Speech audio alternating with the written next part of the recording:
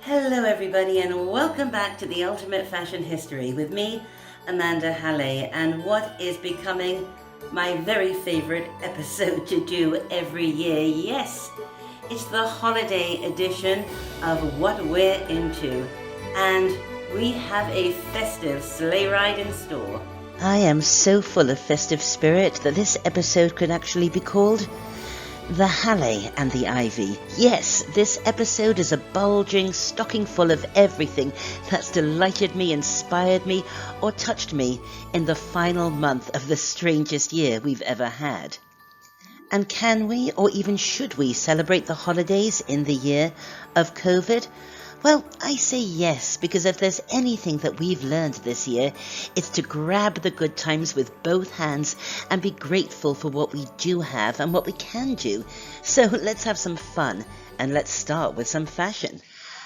I am so in love with Gucci's joyous ad campaign and commercial for their holiday collection. An imaginary office party in 1994 comes to life with jades and golds and rich brocades. I absolutely love the fashion, but I also love the approach. It's so much fun. It's so silly. And it's all about letting your hair down and having a good time. And it still amazes me that it wasn't so long ago that Gucci was seen as sort of a stuffy luxury brand. What a great reinvention. I think Gucci is the coolest, hippest, and most playful luxury label of them all. I am so excited at the UFH Film Club. Yes, the Ultimate Fashion History has a film club now, and it is hosted by Tom Morlam. Now, Tom is an admin for the UFH Facebook group, but he is also an historian and a genuine movie scholar. The UFH Film Club was his idea, it's his baby, and he runs it beautifully, and this is how it works.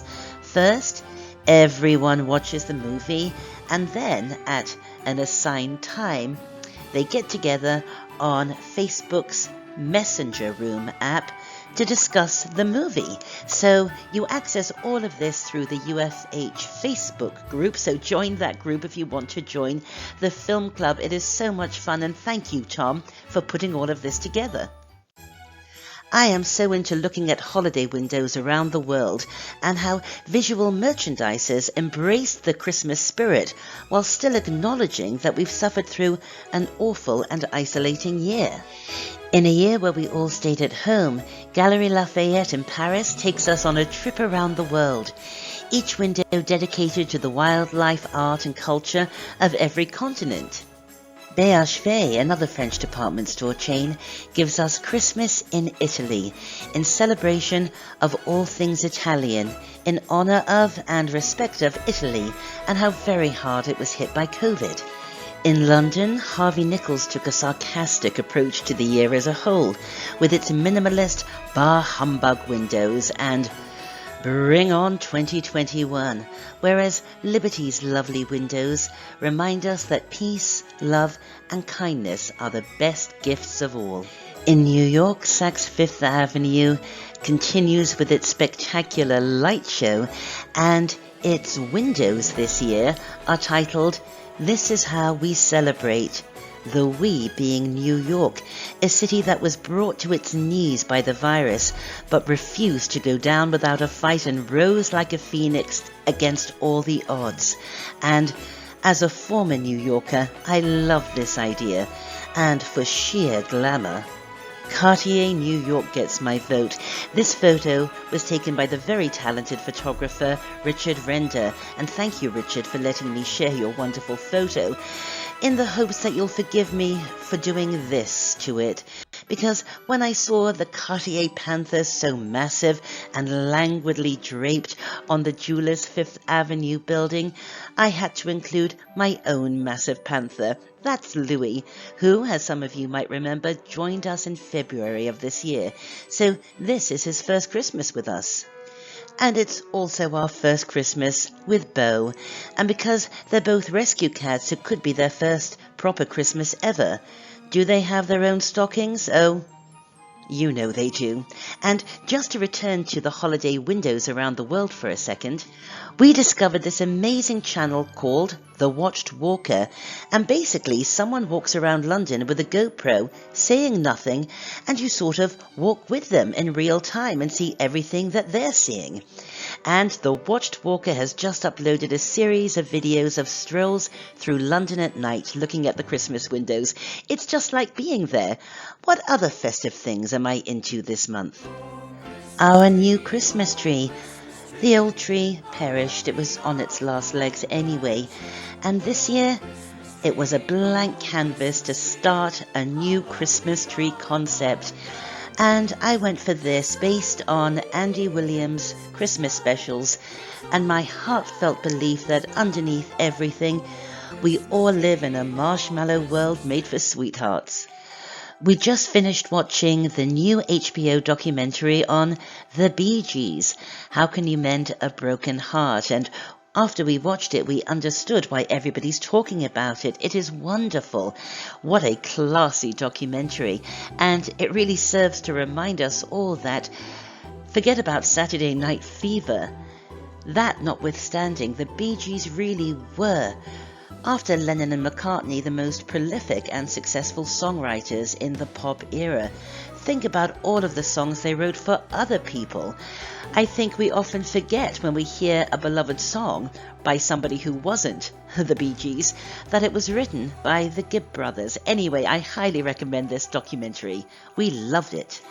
I'm hoping that some of you might be into this, joining me in practicing the science of happiness, because I'm currently raising money and awareness for the Cybersmile Foundation.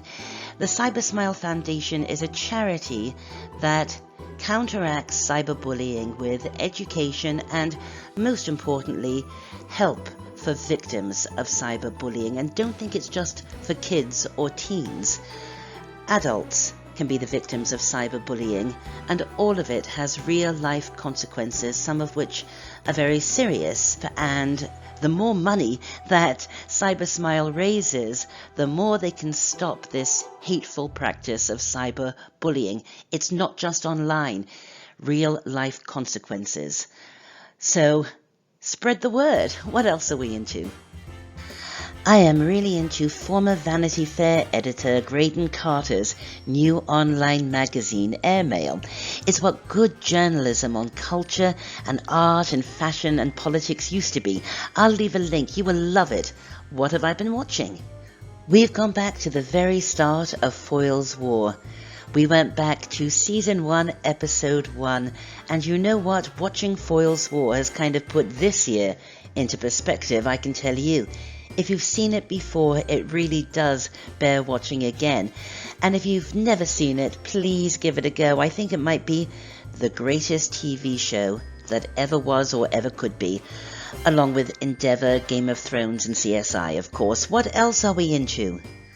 Oh, I loved Jingle Jangle on Netflix. What a joyous showcase of spectacular talent. And I loved that it was a musical. I adored the Dickensian steampunk mashup in the costumes and the sets and the design. And yet at the end of the day, Jingle Jangle is a heartfelt story of family and love and hope and salvation, and it strikes the perfect note for this holiday season. What else are we into? Well, I'm no wine connoisseur, which is surprising because I enjoy drinking it so much, but I've just discovered this Pinot Noir. It's called Miomi.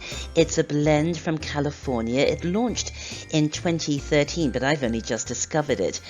And it is so gorgeous that I went out and bought a case of it. I've never bought a case of anything.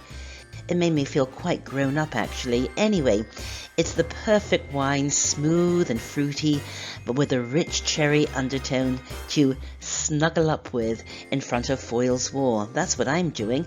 What else are we into? Oh my goodness, yesterday I watched a new movie that's streaming called Dear Santa. It's a documentary about Operation Santa, the organization that the United States Postal Service have run since 1907 to read and answer letters that children send to Santa Claus via the USPS. It was one of the most joyful movies I have ever seen, even though I cried from start to finish, and it sent me down a rabbit hole of reading children's letters to Santa through the decades. Like this one, which I'm guessing is from the 1930s or very early 40s. Dear Santa Claus, I'm a real good girl, so bring me some spurs and some toys and a white cowboy hat. I like to play Roy Rogers. I'm almost 4 years old. Thank you, Santa. P.S. My mother helped me write this. And then let's jump forward 70 years or so. Look at this. Dear Santa, how are you? I'm good. Here's what I want for Christmas. And then the entire URL to something on Amazon. And what about this letter from the Great Depression, where a child asks simply for a pair of warm gloves and warm clothes for all of his or her siblings, apart from brother Jimmy, who, quote, ain't so good, so you can leave him out. Some things never change, do they? And look at this letter from the war years. Dear Santa Claus, before the war we were all happy and had a nice home. Now we are poor and have no milk for my baby brother and sister. Please send me some. With kindest regards, your beloved Edward Feldman. You can really see the societal concerns of any given era in a child's letter to Santa Claus, be it in the 1940s, like with this letter here, or today. Let's read this one. This year has been rough this year because of Corona. Look at that adorable spelling. But I was hoping I could get some Lego sets because my mum said she can't get anything for me for Christmas because she is not getting paid as much, so she can't afford anything. Anyway, Operation Santa letters are now digitalized, so you can be an elf and adopt a letter and send a child of your choice the gift they've asked for. A little side note. The documentary Dear Santa only just opened, and one of the letters that featured in the film has gone viral on social media and news outlets. This one. It's from a little boy called Will. This is what he wrote. Dear Santa, do you support the LGBTQ community? And if you can speak to God, can you tell him I love him if he loves me for being gay? Thank you. Love, Will. Well, Will, I once heard that we are all God's children, and as for Santa supporting the LGBTQ community, ho, I'm pretty sure he does. And speaking of Christmas gifts, well, we all love anime Wong. I actually did a 20th Century Style icon episode about her, and so I am so excited at my dad David Wolf's latest paper doll. It's just come out. Anime Wong. It features 3 dolls and includes some of her most iconic outfits from both her personal wardrobe and her most iconic movies. It is gorgeous. It is divine. I cannot wait to start playing with it. I usually keep his books in pristine condition, but this time I'm going to cut them out and dress up anime. It's published by Paper Doll Studio Press, and I will leave a link. What else are we into? This did the rounds a couple of weeks ago, an image of the moon taken in its different phases over the space of, I think, a year. It's so beautiful. It looks like macaroons. Macamoons. And it reminds me of something else I'm into, a chocolate maker in Britain. I think it's Britain. I'll find it again and leave a link. Has chocolates that look like planets with flavors inspired by each. What a great gift to either give or receive. And let me tell you about another gift I've just given myself. This book. I recently ordered it from Amazon. I'll leave a link. It's called Style in My DNA by fashion and cultural historian Lorna Holder. Now, Lorna is the real deal when it comes to fashion and cultural history. This lady even lectures at the V&A. And I found out about her book on the UFH Facebook group because Lorna is a member. And her new book, Style in My DNA, discusses 70 years of Caribbean fashion in Great Britain. This book is surely a must for anyone interested in fashion history, and I can't wait for my copy to arrive. What else are we into? These aren't new, but I've only just discovered them. These amazing micro dot LED lights. I get mine from Costco. They're $9 for about 4 rolls, right? And I really think Costco should start paying me for all of the shout-outs that I give Costco. They're battery operated, so you're not tethered to a cord in a wall. And they have revolutionized my festive decorations. I dot them everywhere, and they just give this warm, twinkling, magical touch to everything. And because they're on wire, you can wrap them or twist them or bundle them and put them wherever you like. I'm leaving mine up all year. I'll tell you what else I'm into.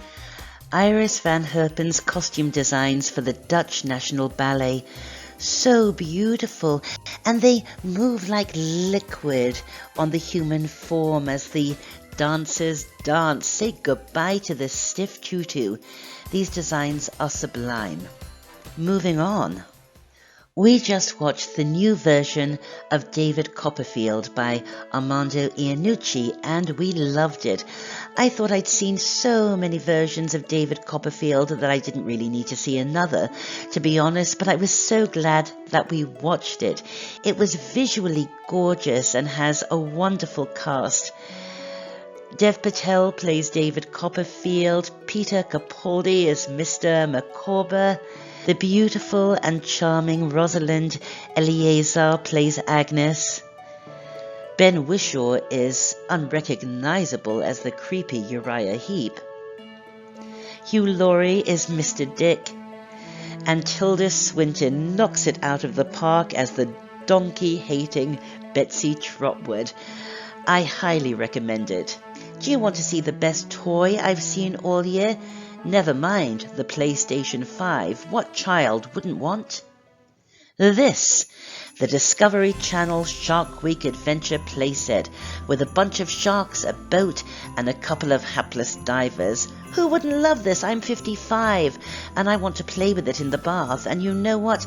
Nothing says Christmas like sharks. And I mean that because every Christmas for the past 4 years or so, I play the only video game I have ever played or ever will play, Hungry Shark.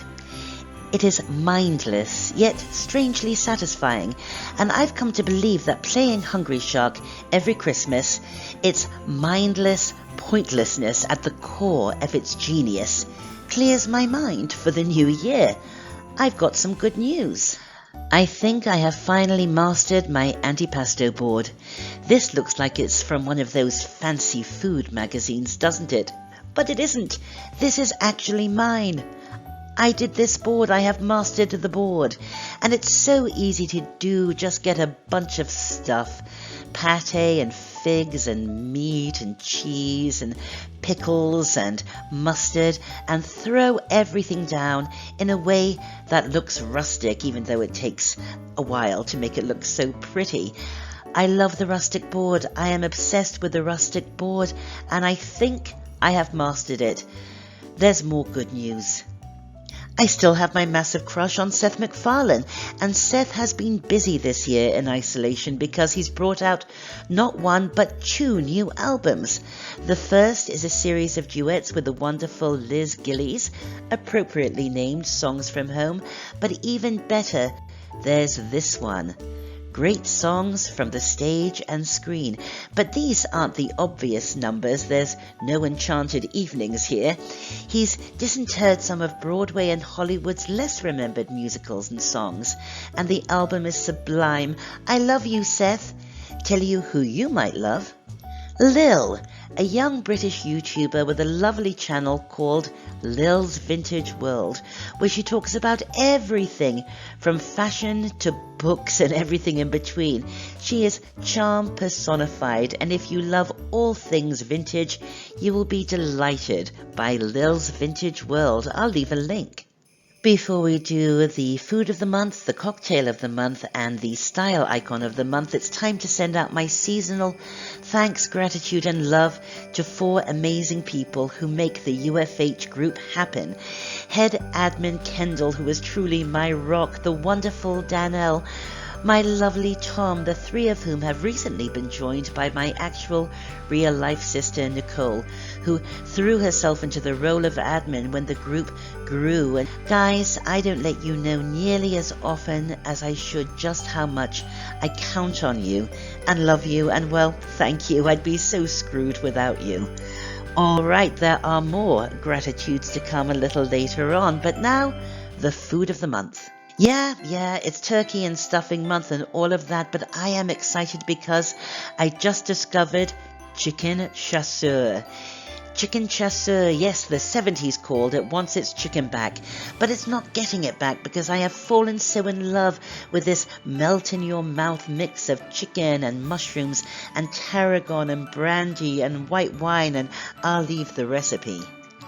The cocktail of the month? The Jack Frost. And by the way, Seth MacFarlane does a great version of Little Jack Frost Get Lost on his Christmas album. Just saying, I love you, Seth. Anyway, I love this cocktail with its mix of rum and coconut and other yummy stuff. And here's one I made earlier. I know, right? Look at that colour. What a pretty drink. I got that snowflake stirrer to stand up in the glass by using a gummy bear. And the style icon of the month? Actually, there are 3 style icons this month. The 3 wise men, the 3 kings, the 3 magi.